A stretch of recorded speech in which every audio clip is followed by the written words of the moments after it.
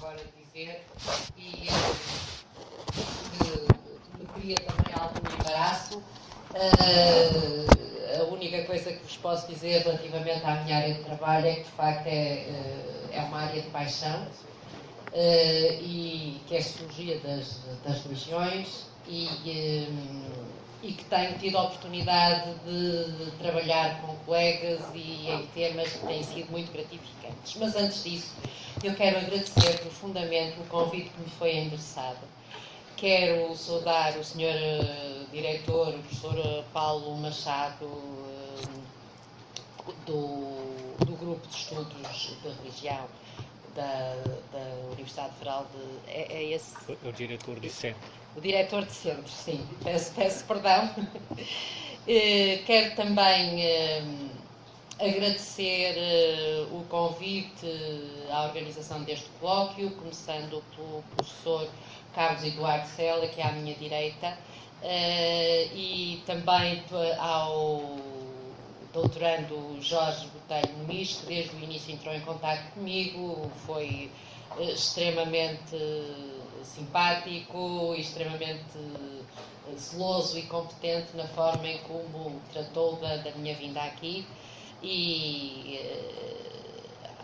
que não posso também de estender o meu agradecimento ao doutorando Fernando Mazadri também pelo acompanhamento nesta última semana ou 15 dias, e que assegurou que tudo corresse extremamente bem em termos da viagem, portanto, todas as questões logísticas.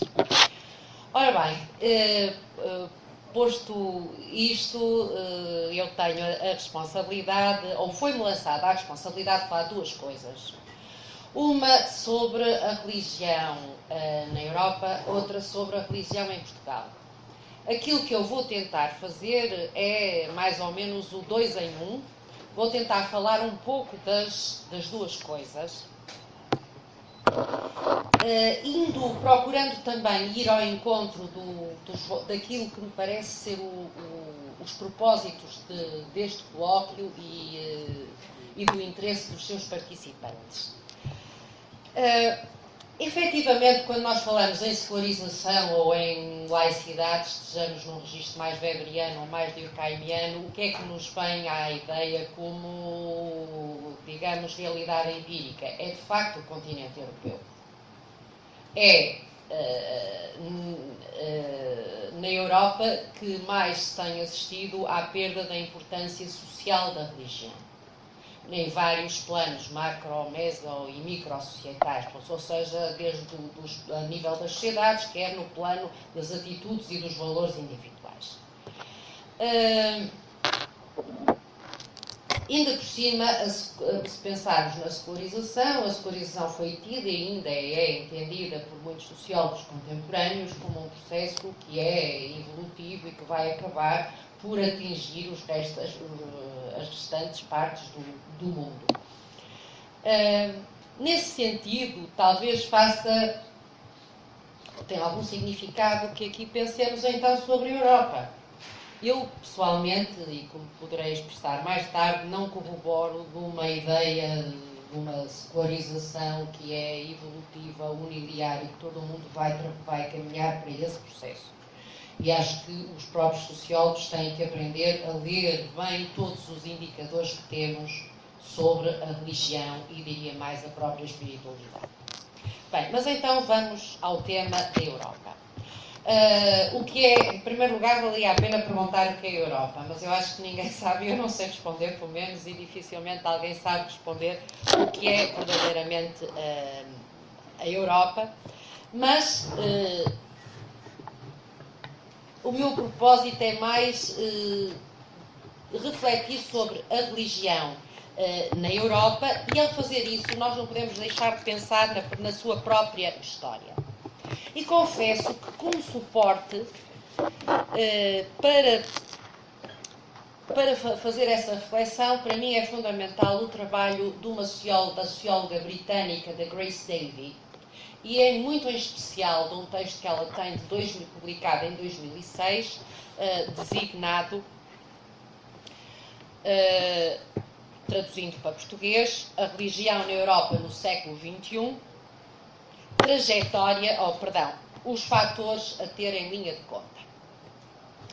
E ele, nesse texto, que nem é muito extenso, fala nos seguintes fatores: a herança cultural, as igrejas históricas, tem um ponto que é da obrigação ou à escolha, os recém-chegados ou imigrantes e as elites seculares.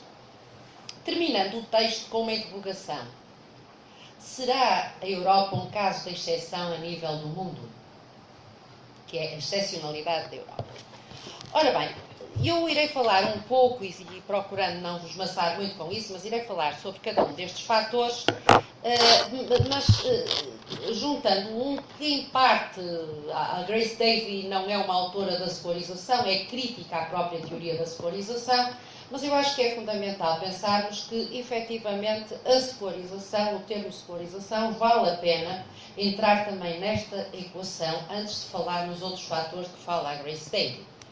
Portanto, eu por secularização aí sigo muito um Peter Berger, digamos que é dos meus autores de referência, quando diz, é um dos autores que afirma que, e ele que é um weberiano, que a origem da secularização vem muito longe, não está nos séculos, não vem do iluminismo europeu dos séculos XVII e XVIII, nem do racionalismo ou da racionalização do século XIX, mas, e a emancipação das ciências, mas que vem muito de trás. Vem desde o judaísmo, está no cristianismo primitivo, é interrompido, o processo de secularização é interrompido durante a cristandade, porque aí não há autonomia do económico e do político, e é retomada no século XVI com a Reforma Protestante.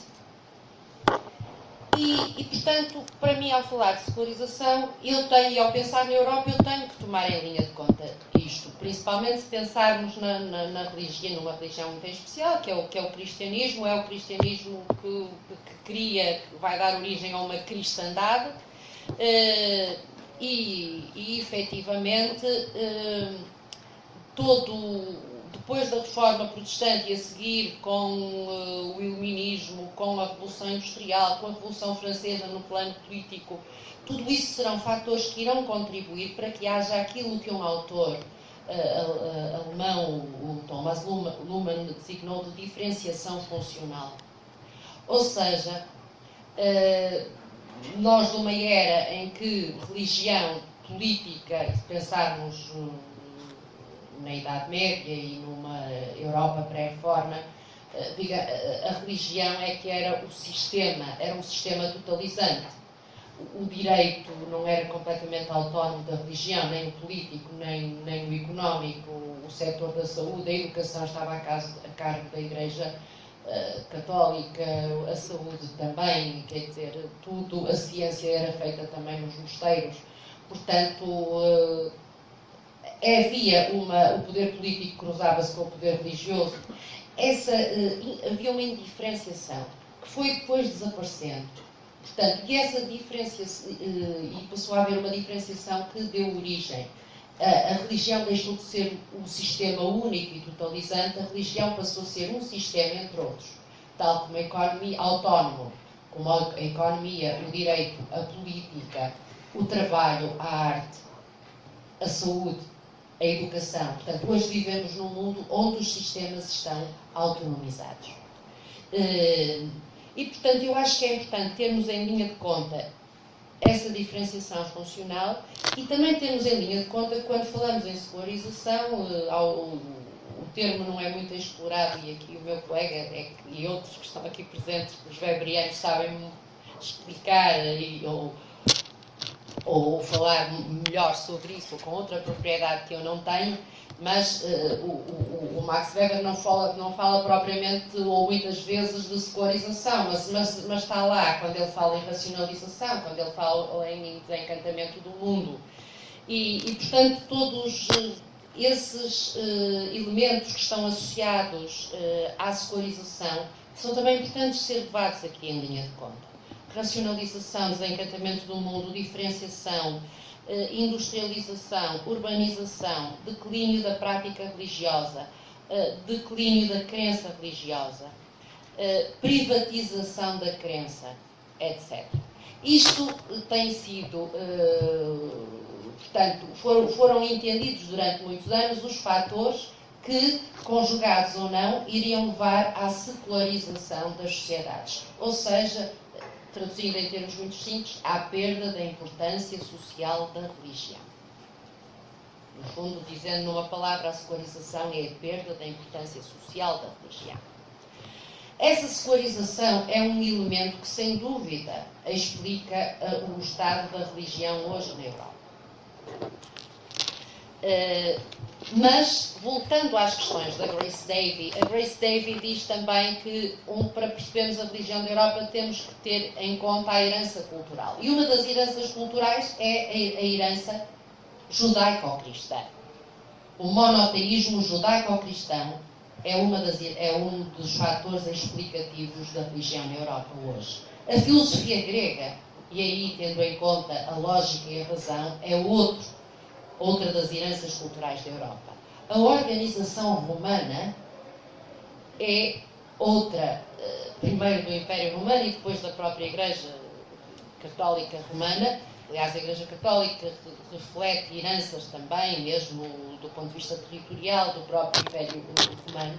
Portanto, um tipo de organização e um direito romano também são outra das heranças culturais da Europa. Portanto, herança cultural é um dos primeiros fatores explicativos. O outro é o das igrejas históricas. A cristandade ocidental foi única, mais ou menos, até ao século XV, XVI. Estou a falar no ocidental, não é? O cristianismo rompeu ou teve uma ruptura antes com a divisão para o leste, para as igrejas ortodoxas. Mas a cristandade ocidental foi única até aos séculos XV e XVI, de forma protestante no século XVI, e isso veio contribuir para uma reconfiguração da Europa e também para a própria secularização que eu vos falava há pouco. Sem estar aqui a dissertar muito sobre isso, mas recordo que o mapa, a Guerra dos 30 Anos na Europa, a Guerra de 1618 a 1648, começou por ser uma guerra religiosa com contornos políticos e terminou sendo uma guerra política com contornos religiosos. E é a partir dessa data que é gizado o mapa religioso da Europa. E onde uma identidade religiosa a cada nação é associada uma identidade religiosa. É a partir do Tratado de Westfália, que assinala o fim da Guerra dos 30 Anos, que nós aí passamos a ter uma Noruega, Dinamarca, Suécia, o que é que nos está a faltar? Noruega, Suécia, a Finlândia ainda pertencia nessa altura, não sei se era parte da Rússia, parte da Suécia, mas luteranos, portanto protestantes e luteranos, Portugal católico, Inglaterra anglicano, Grécia ortodoxo, mas aí já era mais a leste e não estava dentro desta guerra, mas uma Holanda maioritariamente protestante calvinista, ou aí já temos não um monopólio religioso, mas um duopólio católico e protestante reformado calvinista, uma Alemanha também maioritariamente luterana, mas também com a outra parte, a parte do sul, da Baviera, católica, e portanto, nós a partir dessa altura, nós temos o aparecimento na Europa de monopólios e duopólios religiosos, como fala o David Martin, e ao mesmo tempo nós podemos dizer que passou a ser português logo católico, inglês logo anglicano, espanhol logo católico e holandês, provavelmente, o mais certo é que seja um protestante calvinista. Portanto, identidade religiosa e identidade nacional coincidiram durante muito tempo. Pois bem, isto é uma das características, as igrejas históricas de facto moldaram o que a Europa é hoje, porque elas deram uma identidade a cada país. Quer dizer, não é por acaso que ali ao pé da Prússia e no meio dos protestantes a Polónia é católica. Teve a ver também com fatores políticos. A Polónia é dos países mais católicos na Europa. Portanto, é sempre indissociável nós analisarmos, não é dissociável a política do religioso. Pois aconteceu, e este processo de identidade entre o Estado e uma igreja foi ao pouco, foi-se desmantelando. A França é daqueles que mais contribui para a secularização ou para o que defende uma situação, a laicidade, e o Durkheim é um dos arautos de uma França republicana e laica, como aqui também haverá uma especialista que certamente falará sobre isso amanhã. E efetivamente em Portugal é bom que todos, que é ainda hoje um dos países mais católicos da Europa, sobre isso poderemos falar um pouco mais à frente, mas em 1910, com a Revolução Republicana, com a Primeira República, tivemos um regime, passamos de uma monarquia onde a religião do reino era o catolicismo para um sistema de separação entre o Estado e a Igreja em 1911, ou antes, a lei foi feita em 1911, e onde de facto entramos num regime laicista, onde a religião foi completamente passada para um segundo plano. Portanto, as igrejas, mas depois voltou a recuperar terreno. Mas o que é isto? O catolicismo em Portugal voltou a recuperar terreno com o Salazar, e eu diria que com a Revolução Democrática o catolicismo não perdeu nada, isso aí é um ponto para discussão, até porque teve sempre uma relação boa com o Estado Democrático. Mas o que é certo é que a maior parte das igrejas da Europa foram perdendo importância depois da Segunda Guerra Mundial. Ou seja, e foram feitas leis, ao longo do século XX foram feitas leis de separação entre o Estado e a Igreja,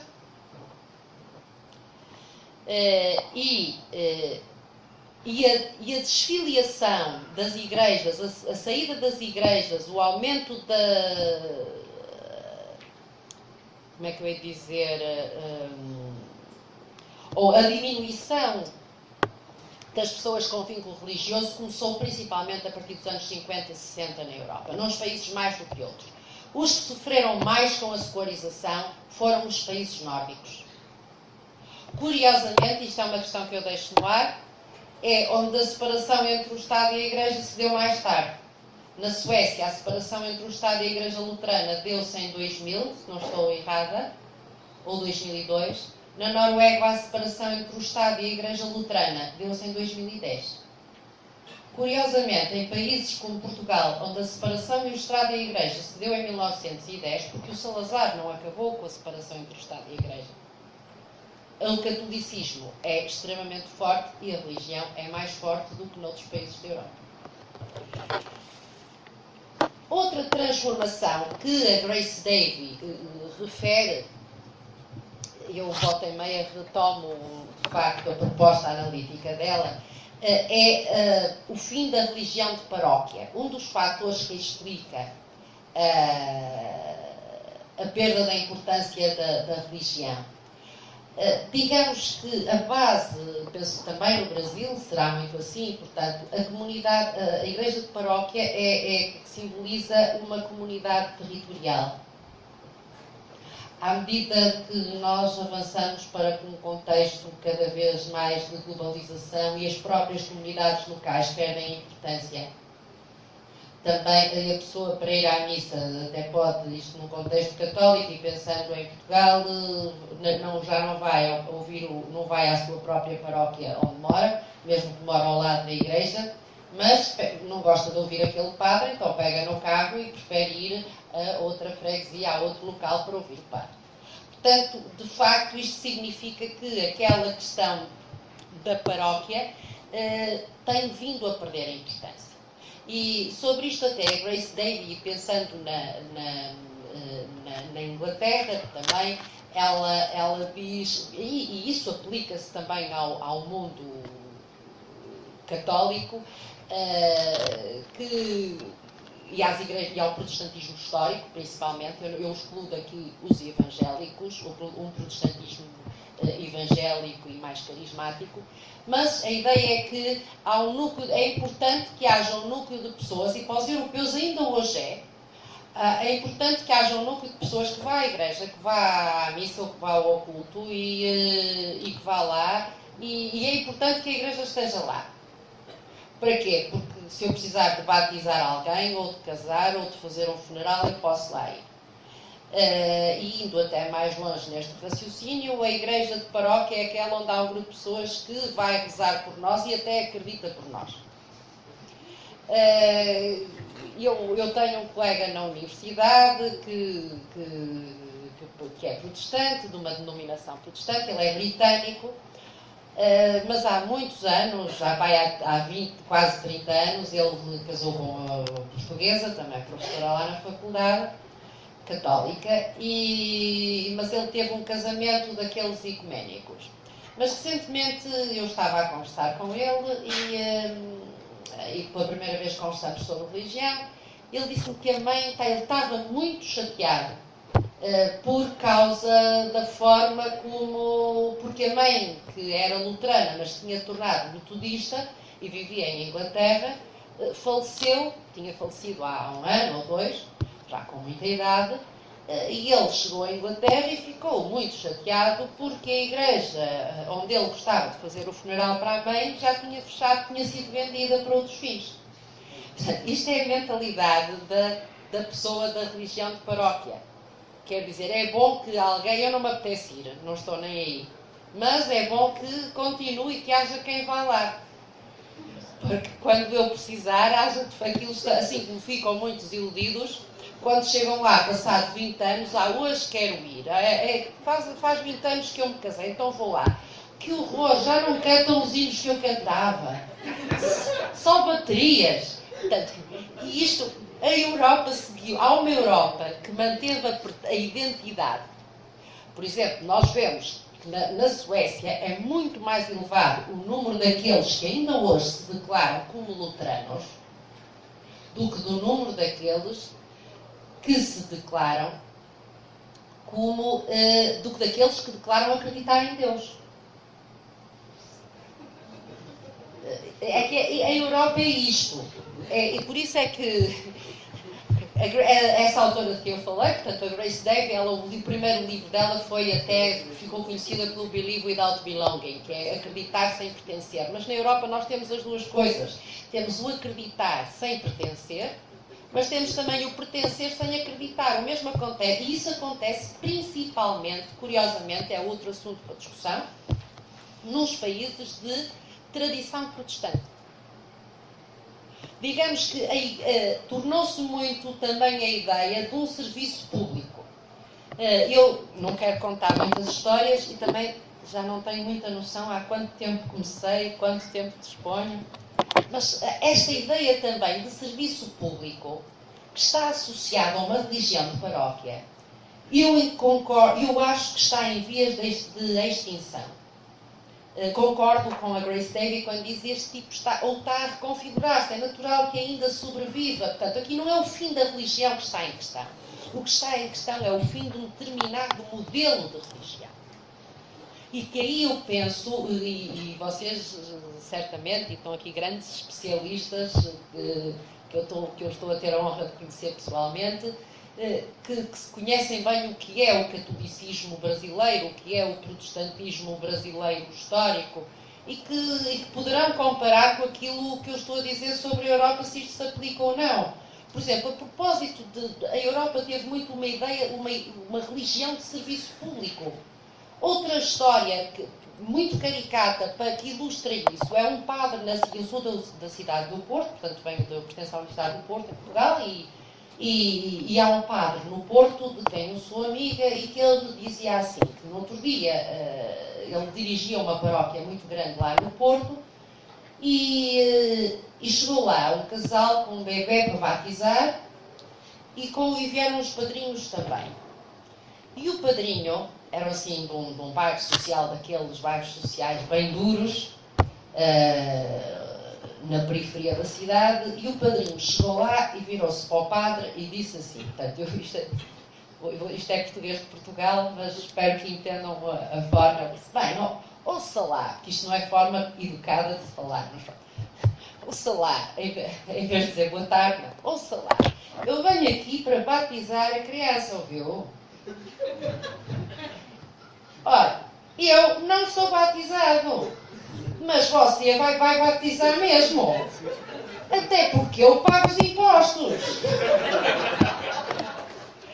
Esta é das histórias mais deliciosas que eu conheço.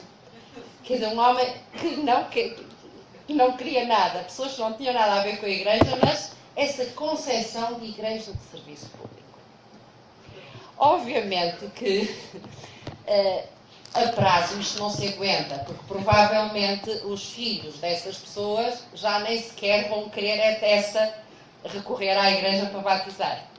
E é o que tem vindo a acontecer ao longo das décadas na Europa e nos países mais, noutros menos. Bem, mas o que está em questão, e isso eu lá está, demarco-me dos autores da secularização, que veem a secularização de uma forma unilinear, é que a Europa passa a estar da obrigação à escolha. E ainda não existe um mercado religioso na Europa como existe em nenhum país europeu, como existe aqui na América Latina, muito em especial no Brasil, não é? Que é sempre entendido como o laboratório que nós temos para observar todos os fenómenos religiosos e mais algum. Mas, efetivamente, nós estamos a passar para uma religião de escolha na Europa. Em parte por causa da imigração, que é outro fator também que a Grace Davy também discute mais para a frente. E também precisamos de ter em linha de conta que a crise das igrejas históricas na Europa, que é uma crise religiosa, é também a crise das instituições da modernidade. Porque elas moldaram a modernidade e elas próprias refletem o tipo de organização da modernidade. E pensemos que instituições da modernidade estão em crise. Os partidos políticos estão completamente em crise, os sindicatos estão em crise, e, portanto, isso também é algo que tem que ser tomado em linha de conta, o tipo de organização. E então, nos países protestantes, pensando que a forma de organização das igrejas protestantes é muito parecida com a dos partidos políticos, até os departamentos, o departamento de mulheres, o departamento dos jovens, portanto, não é assim tão diferente como isso, do ponto de vista formal, atenção, eu não quero estar aqui a aligeirar, mas estou a falar do ponto de vista organizacional e formal. Portanto, são instituições burocráticas, extremamente burocráticas, portanto, isso é algo que, nesta fase da modernidade, e que eu não gosto de chamar pós-modernidade, prefiro falar esta fase da modernidade, de qualquer forma está muito distanciado de determinados tipos de modelos. Quer dizer, nós vivemos numa fase em que a questão dos direitos humanos e dos direitos individuais, a questão do individualismo é completamente central. E daí que também nós assistamos muito na Europa a fenómenos que são bastante comuns aqui no Brasil, tanto quanto eu sei, tenho lido e aprendido, que é o bricolage religioso. Não é de que falava o Luckmann, Thomas Luckmann, que isso era uma própria tendência da secularização e da privatização, que é, eu posso fazer aquilo que me der jeito à minha maneira, não é? Eu posso ir a ser católica, mas ao mesmo tempo posso recorrer a posso acreditar, os estudos mostram isso na reencarnação, posso recorrer a um espírita, posso fazer telepatia, posso, por exemplo, em França, há cerca de 10 anos atrás, agora não sei, os franceses estão laicos e de qualquer forma e tão descrentes, 25% deles acreditavam na reencarnação. São números muito elevados para um país como a França, por exemplo. Um estudo que revelou isso. Ora bem, portanto, nós na Europa temos também a influência do New Age e das novas espiritualidades que está presente. Temos algum trânsito religioso fraco. Temos um movimento pentecostal, transnacional e interconfessional que está a avançar. Temos congregações independentes também a surgir. Temos uma coisa que curiosamente não diminuiu, foi a procura das catedrais, mesmo para serviços religiosos. E isto aplica-se tanto ao anglicanismo como ao catolicismo romano. Nem as peregrinações. Até porque há uma componente na peregrinação, que a peregrinação é algo que se aplica muito a lógicas individualistas. E pode ser num registro New Age, pode ser num registro profundamente católico romano, aliás, que nós de catolicismo popular, pode ser só num sentido de saúde, quero fazer esta caminhada e quando falamos também num registro de novas espiritualidades, a questão do eu e do céu está sempre presente, eu estar comigo próprio, e por aí adiante. Mas, de facto, nós vemos na Europa novos desafios. Os imigrantes, voltando à questão dos imigrantes, são outro desafio. Não apenas muçulmanos como cristãos, que criam as suas próprias igrejas, que não só criam as suas próprias... os imigrantes de países islâmicos, claro, fizeram com que o Islão crescesse na Europa. Curiosamente, a maior parte dos europeus julga que a maior parte da Europa, que a maior parte dos imigrantes que vêm para a Europa são muçulmanos. Não são. A maior parte dos imigrantes que vêm para a Europa são cristãos. E isso é também um mito que se criou, pronto, a Europa vai ser islamizada. Os imigrantes cristãos, que são principalmente africanos e brasileiros, eles, por um lado, fazem grandes desafios às igrejas históricas, católicas e mesmo aos protestantes históricos em decadência e em extinção. Eles contribuem para uma revitalização. E ao mesmo tempo, principalmente do Brasil, mas não só, depende dos países. A Inglaterra é a Nigéria. A Nigéria é dos maiores países exportadores de missionários, mas o Brasil também. É impressionante os fenómenos que estão a acontecer de chamada reverse mission. Portanto, a missão ao contrário, não é? Que está daqui para lá. E que mexe também com paróquias católicas. A Canção Nova, por exemplo, em Portugal, a Canção Nova também está bem presente e há alguns padres que são influenciados também por isso. Ou por esse registro mais carismático do exercício da fé, ou da manifestação da fé. E portanto, sobre isso, e de acordo, eu não quero alongar muito mais, mas estou disponível para responder a alguma questão. Se estiverem interessados, eu poderei desenvolver isto. O que é que está a acontecer na Europa em termos de nova evangelização? E que fenómenos é que estão a acontecer que não são, eu poria entre parênteses, ainda estatisticamente relevantes, que eu acho que mais algum tempo serão relevantes. E eu vou terminar daqui a pouco falando nas estatísticas em Portugal. Portanto, um fenómeno interessantíssimo, não resisto a falar já nele, porque depois vou falar de Portugal, em França. Há um livro publicado em 2010 sob a direção do Jean-Paul Villeme, que é um grande sociólogo, talvez dos maiores especialistas em sociólogos do protestantismo europeu. E esse livro, que contou com o contributo de vários autores, é sobre um estudo feito em França sobre o protestantismo francês, e nós sabemos que o protestantismo francês está num grande declínio, quando falo no protestantismo francês, no protestantismo histórico, reformado e também luterano, portanto, muito racional, esse está em declínio, mas o que é certo é que as igrejas evangélicas estão a crescer em França por todo o lado, inclusivamente mega igrejas. Igrejas, algumas muito carismáticas, mas não necessariamente, porque isso também é um mito que eu tenho reparado, que às vezes vai do Brasil, que noto que o Brasil tem sobre a Europa.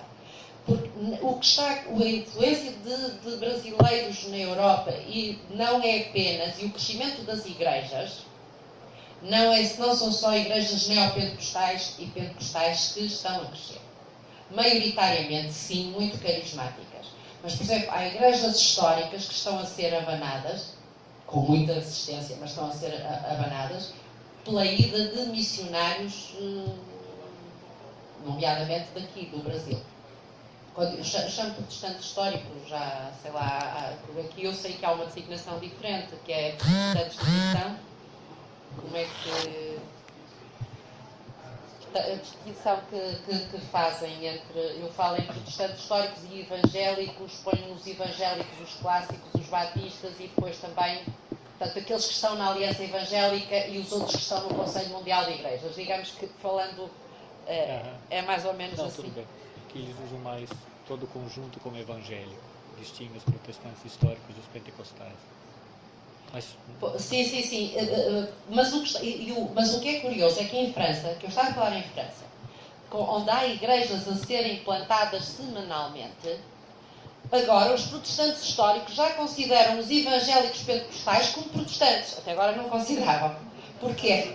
Porque isso fez com que, afinal, nós até estamos a aumentar. Enquanto os católicos estão a diminuir, agora estamos a aumentar. Portanto, foi preciso descer muito, muito baixo para passarem a considerar os evangélicos pentecostais como dentro da mesma família. E os incluir nesse estudo. Portanto, os evangélicos ganharam um novo estatuto em França. Mas o que é certo é que esse fenómeno está a acontecer. E está a haver uma evangelização de franceses. Porque também às vezes julga-se que, é verdade, que a maior parte dos brasileiros evangeliza brasileiros, africanos e ciganos. Mas há outro tipo de trabalho, de missão, e uma missão também, digamos, de dentro para dentro. Portanto, há uma renovação dos evangélicos. Aliás, os evangélicos sempre foram muito melhores a lidar com a era Google. Os católicos e os protestantes históricos estão mais numa era pré-Google e numa teologia pré-Google, mas que sempre lidaram muito bem, são muito mais plásticos do ponto de vista da forma relativamente à modernidade. Ora bem, eu comecei aqui. Comecei às 8, não? Pode continuar, que horas? A gente tem bastante tempo. 40 minutos. Pronto. Não quero ir. Prefiro mais tempo para conversarmos todos do que estar aqui a ser muito maçadora. É livros escolares. É-me útil também pegar, continuando a seguir aquele guião que eu vos falei das características da religião na Europa, da Grace Davy, é útil também falar na questão das elites escolares. Ora bem, que todos os inquéritos mostram que os sem religião estão a aumentar, mostram, mesmo no Brasil. O número dos sem religião está a aumentar. Claro que o Pew Forum of Religion and Public Life, que é um observatório americano dos melhores sobre estatísticas de religião no mundo, em que diz que em 1050 os cristãos serão tanto quanto os muçulmanos, quase, e que os muçulmanos serão quase tantos como os cristãos, e em 2070 que os muçulmanos serão mais que os cristãos. Também diz que os sem religião tenderão a aumentar em termos absolutos, mas a diminuir em termos relativos. Porquê é que os sem religião tendem a diminuir? Os sem religião são principalmente brancos, urbanos, altamente escolarizados e não têm filhos. Portanto, não se reproduzem.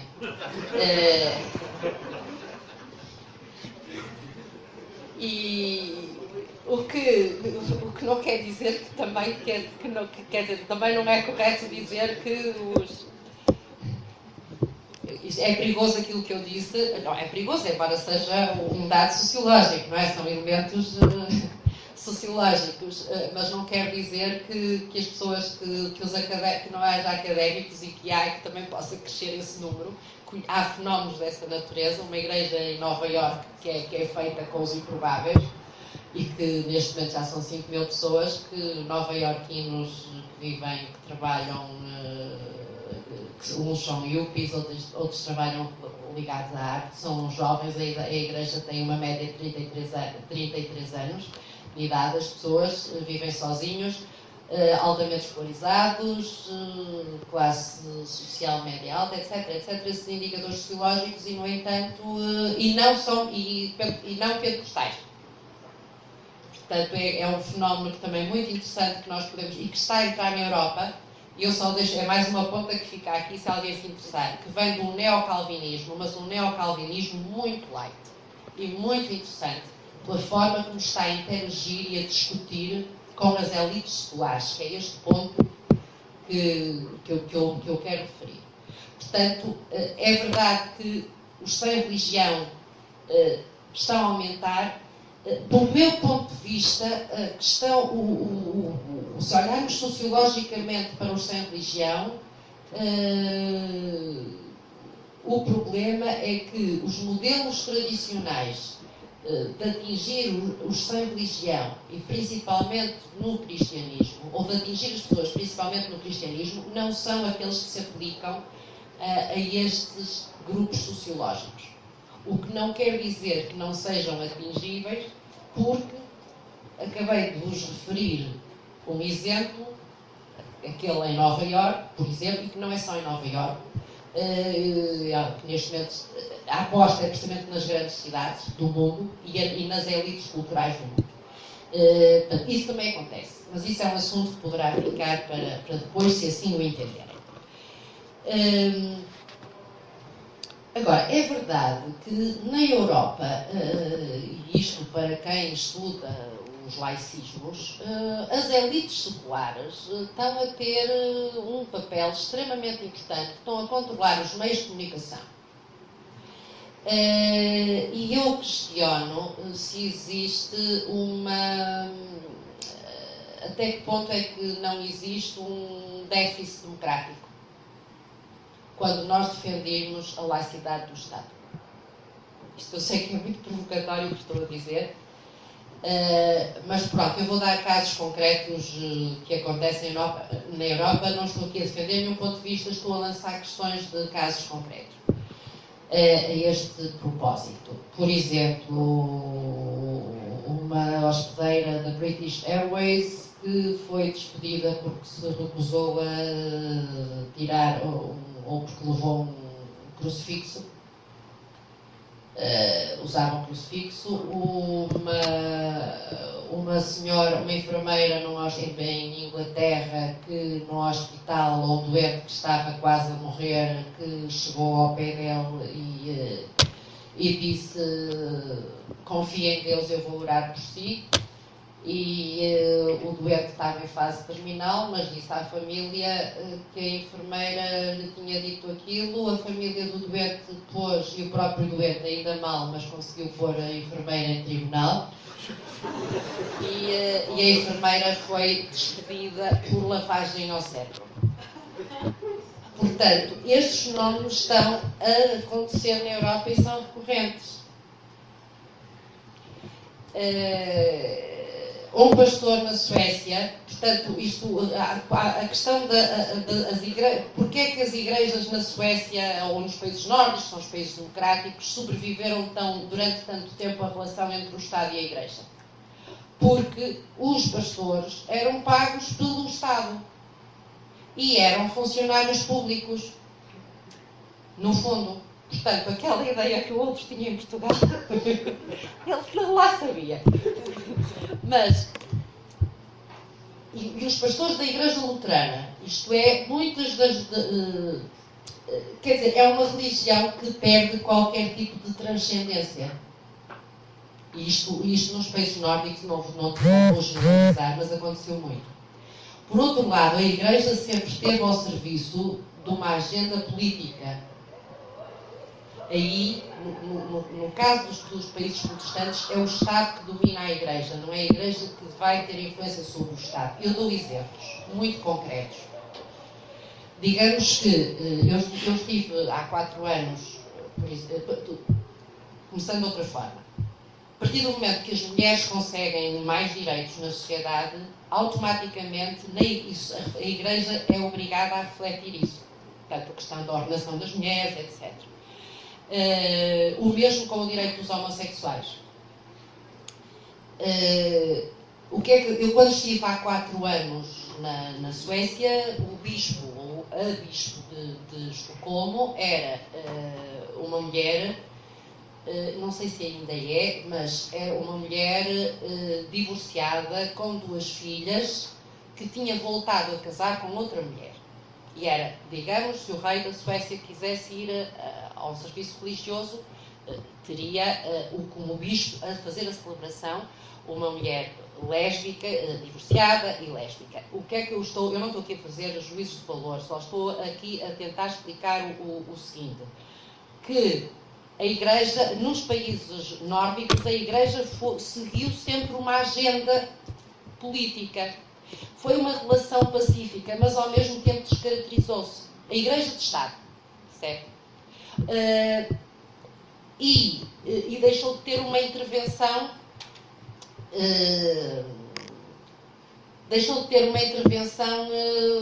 pública ou muito ativa em determinados dossiês. O mesmo se aplica a tudo aquilo que são chamados os temas fraturantes. Agora provavelmente estarão a discutir a eutanásia, uma vez que os outros temas já estão todos resolvidos. Mas, a propósito das elites escolares, portanto, ou seja, este grupo é pacífico, a Igreja Luterana, a Igreja Oficial é pacífica. Mas, por exemplo, igrejas evangélicas, uma igreja batista, nem sequer estou a falar de pentecostais, em que um pastor, dentro da igreja, digamos um espaço público ou semipúblico, estava a fazer uma pregação em que dizia que, aos olhos de Deus, ele achava que aos olhos de Deus a homossexualidade era pecado. Esse pastor foi denunciado por alguém da igreja e ele foi preso. E foi preciso ter advogado até ser liberto por ter defendido esse ponto de vista. Portanto, eu quero levantar as questões ou mostrar a diversidade de cenários e panoramas que existem na Europa e como por vezes as elites laicistas contribuem para este tipo de extremos, de atitudes extremadas. Ou então um casal que toda a vida em Inglaterra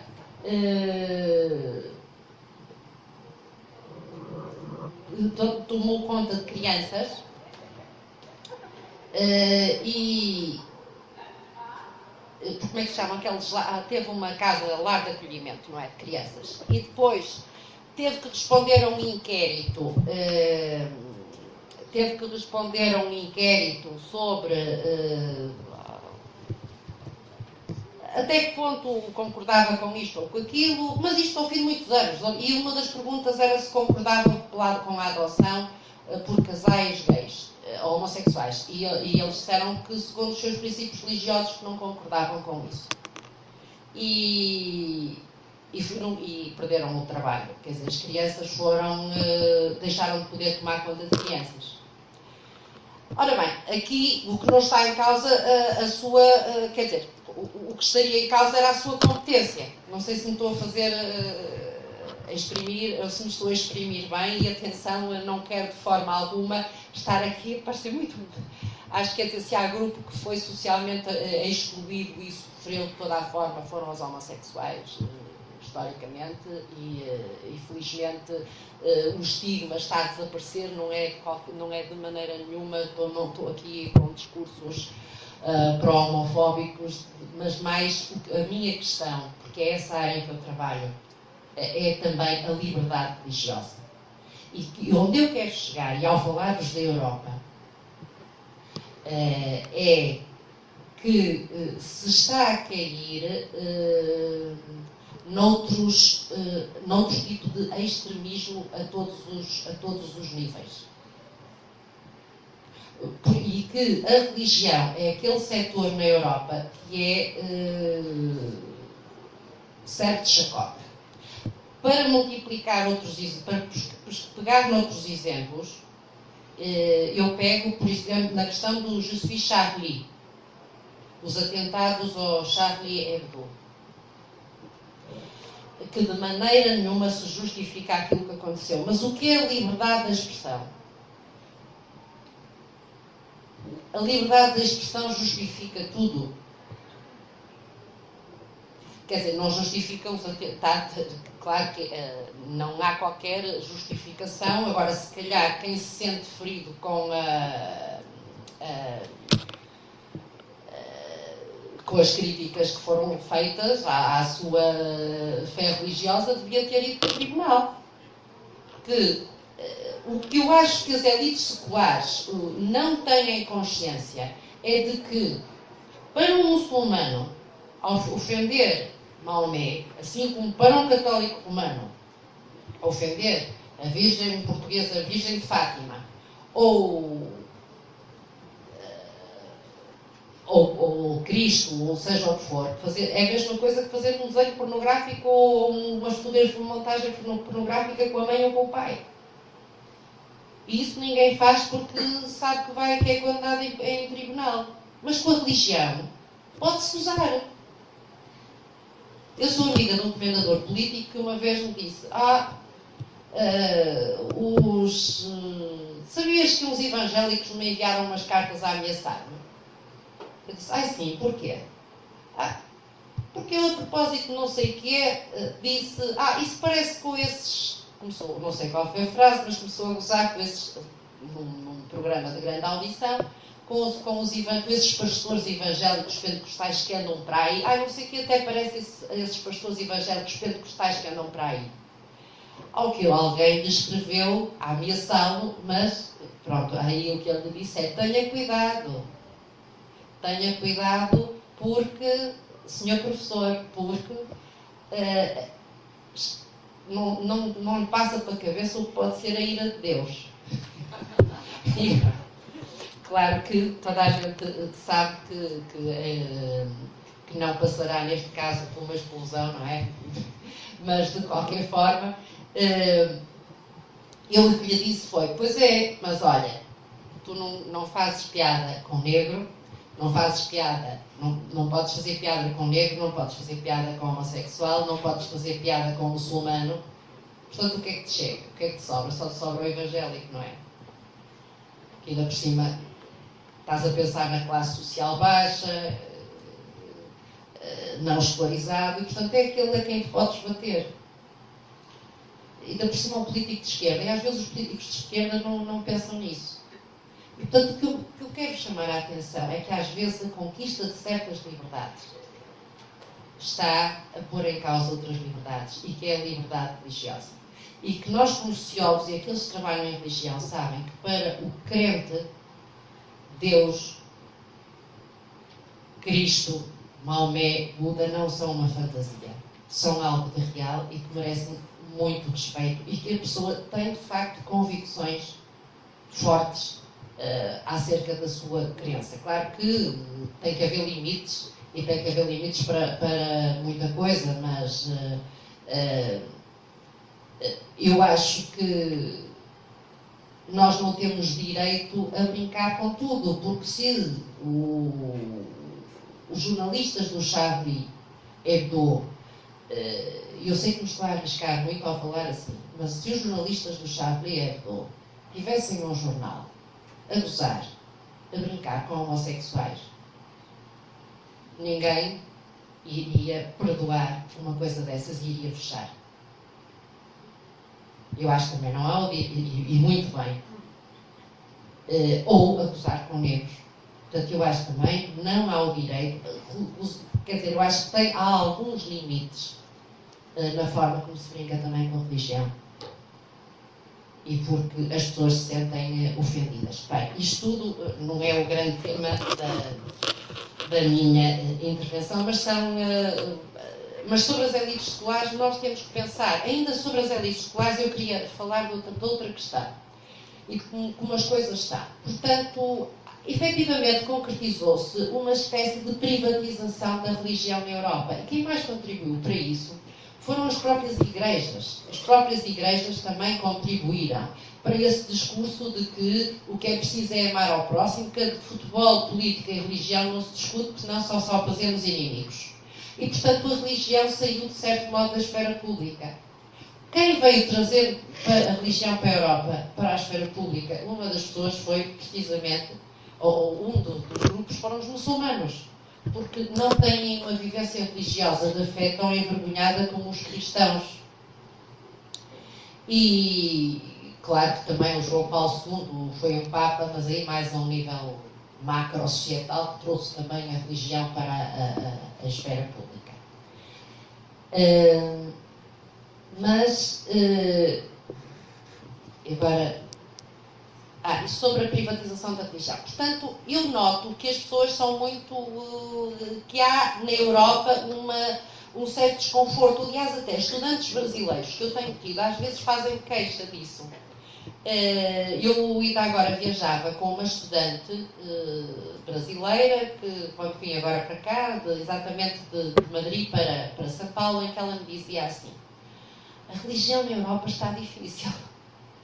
Então eu disse, mas porquê? Bem, a partir de determinado momento ela abriu-se comigo, porque eu disse que vinha para um bloco de religião. Pronto, sentiu-se mais aliviada. Porque ela disse que foi fazer, ela era da literatura, foi fazer um mestrado na Universidade de Porto, na Universidade da Faculdade de Psicologia, e que os professores usavam e achincalhavam a toda a hora quem era crente e quem tinha religião, porque era algo que pessoas inteligentes não podem ser crentes. E que só uma professora é que muito em privado lhe acabou por confessar que era crente. Não percebi bem o que é, provavelmente católica. E ela disse que, inclusivamente, teve problemas de adaptação e procurou um psicólogo. E quando chegou ao psicólogo dos serviços académicos, o trabalho do psicólogo foi dizer que ela tinha que perder a crença em Deus, que isso eram mitos e fantasias. E, portanto, se a rapariga foi mal, saiu de lá pior.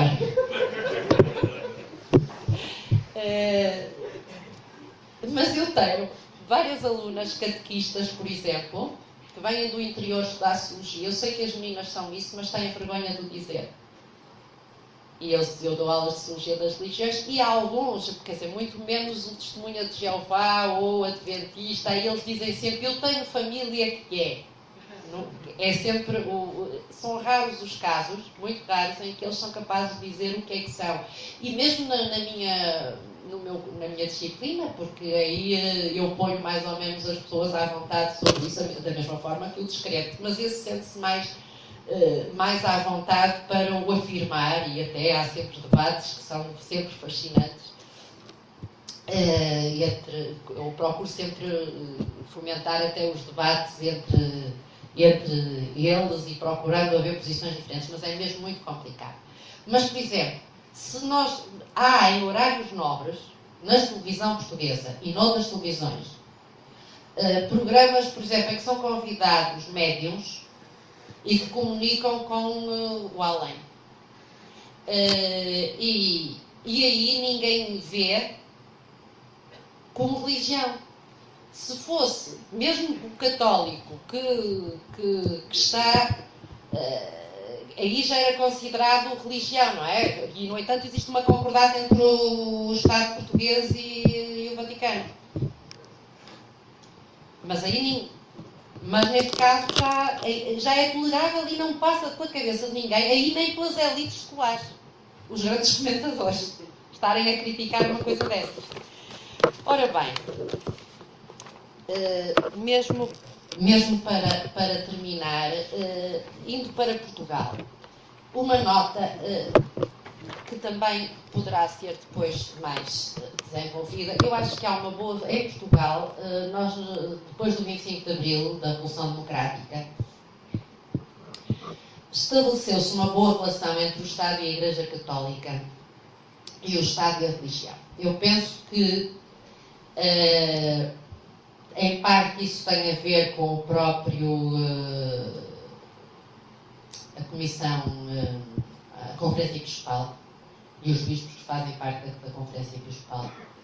Eu posso dizer isto porque um dos projetos que sempre tive foi precisamente sobre os catolicismos, um retrato dos catolicismos no sul da Europa. Eu tive que fazer um retrato sobre o catolicismo português, e o catolicismo português é um catolicismo que não tem nada a ver com o catolicismo espanhol, por exemplo, ou mais parecido talvez do italiano. E é muito interessante como é que o catolicismo português tem lidado com o governo e lidou com o Estado em questões fraturantes, como por exemplo a despenalização do aborto, da interrupção involuntária da gravidez, ou o casamento entre pessoas do mesmo sexo, que completamente diferente daquilo que aconteceu em França e Espanha. Eu não tenho muito tempo para desenvolver isso, mas tem sido sempre uma situação muito mais de negociação entre o Estado e a Igreja, talvez porque o Estado também está dependente do papel que a Igreja tem tido, ou sempre teve, em termos das instituições de solidariedade social. Porque o Portugal não teve um Estado de Previdência e não tinha, de facto, era a Igreja Católica que tinha a maior parte das instituições. E eu acho que o Estado português não tem tido uma atitude laicista, no sentido mais ideológico, relativamente à religião. E, ao contrário de outros países europeus, talvez por isso os indicadores em parte também, talvez por isso, os indicadores de religiosidade em Portugal são dos mais elevados. A seguir à Polónia e mais ou menos como a Itália. Mas já não tenho, por exemplo, outra coisa, mas ao mesmo tempo o que é que acontece? Portanto, o catolicismo português não foi tão penalizado como os outros catolicismos europeus, mas ao mesmo tempo também as minorias religiosas, principalmente evangélicos, estão em crescimento. Há em Portugal 80% de população é católica, segundo o último estudo. As outras religiões são 6%, os sem religião 14%. Dentro das outras religiões, dos não católicos, a maior parte, 50 e tal por cento, 56%, são evangélicos. Protestantes, evangélicos, outros cristãos. Ortodoxos são 9%. Portanto, a grande maioria, quase 70%, são cristãos. Sendo ainda que as testemunhas de Jeová são 24% das minorias. É um grupo muito grande e foi um grupo muito perseguido pelo Salazar. Os únicos grupos proibidos pelo Salazar foram as testemunhas de Jeová e os espíritas. Os protestantes tiveram que se portar bem e ficar fechadinhos lá no seu gueto, mas foram esses. Os muçulmanos são 6% das minorias religiosas. Dentro das minorias, portanto, eu estou a falar dentro dos 6%, o peso que tem cada uma destes. E os outros outras religiões não cristãs, os hindus, os budistas, os afro-brasileiros, os espíritas, todos juntos também são 6% dentro dos 6%. Portanto, eu penso que em Portugal também se está a caminhar para uma pluralização do campo religioso. E dentro dos sem religião a diversidade também é muito grande. E isso é um desafio sociológico que nós temos. Dentro dos sem religião nós temos crente, mas sem religião. Temos o ateu, temos o agnóstico e temos o indiferente. E, portanto, há aqui pesos diferenciados. Portanto, eu penso que há uma pluralização. Por um lado, nós estamos a assistir a uma pluralização do campo religioso em Portugal. É um país que, curiosamente, eu acho que a Igreja tem uma reputação pública, um reconhecimento público, a Igreja Católica Romana, que é mais elevada do que noutros países, do que as igrejas de Estado noutros países.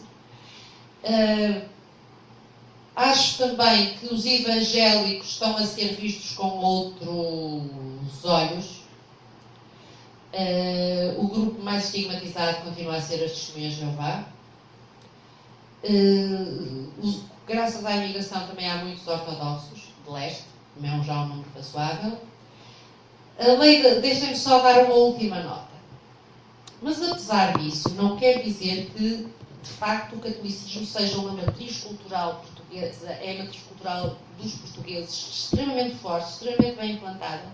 E para vocês verem também, ao mesmo tempo, a marginalização das minorias, portanto, há aqui este balanço, temos que balancear todos estes dados. Depois do 25 de Abril foram revistas todas as leis e mais algumas.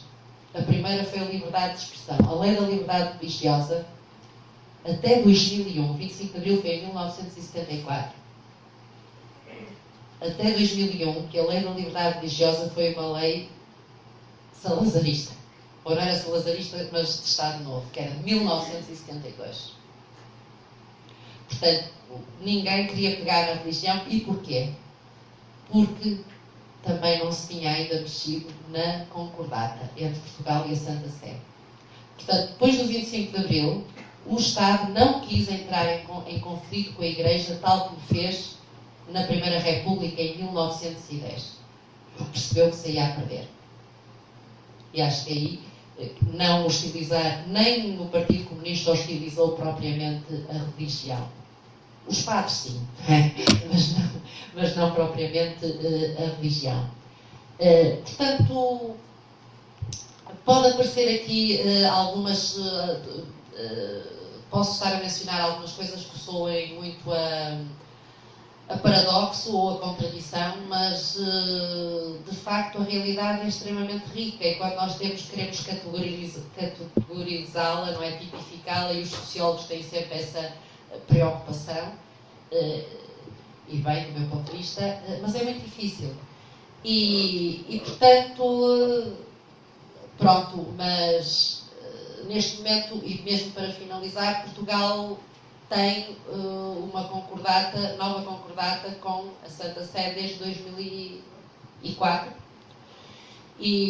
mas também existe uma lei de liberdade religiosa para os outros grupos. Quem são mais marginalizados? Mas isso ficará também para depois, se quiserem ver. São mesmo assim os neopentecostais, principalmente a IUD, a Igreja Universal do Reino de Deus. A lei da liberdade religiosa foi feita de maneira a marginalizá-la, a não a incluir nos protocolos da Igreja. E mesmo como última frase, o que eu diria é que o mundo não está a caminhar para a secularização. Do meu ponto de vista, eu aí concordo com aquilo que diz o Peter Berger, e recordo o livro dele que saiu o ano passado, que tem como designação The Many Altars of Modernity, portanto, os muitos altares da modernidade. Eu acho que a modernidade caminha precisamente para isso, para muitos altares, para uma situação de diversidade profunda, onde, de facto, as elites, os seculares e a descrença são um grupo entre outros. E muito obrigada pela vossa atenção e perdoem-me se fui um bocadinho caótica e extensa na forma como falei.